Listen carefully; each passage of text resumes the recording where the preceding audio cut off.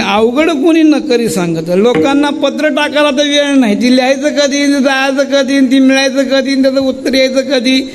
मग ज्याच्या हातात नाही फोन, जगात असा नाही कोण ज्याच्या हातात फोन नाही. मग साधा ज्या ती गुरुकी असला तरी फोन घेतो. कुठं आहे, आली का, भाकरी आणली का नाही.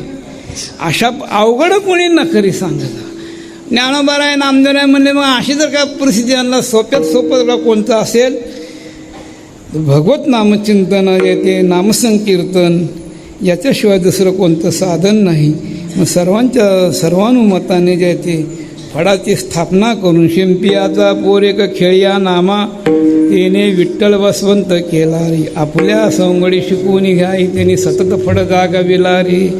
त्या अवतारामध्ये त्याने कीर्तन हे साधन जे ते वापरण्यात लोकांना जे ते पुढं आणलेलं आहे. आणि त्या कीर्तनाच्या मध्ये नामदेव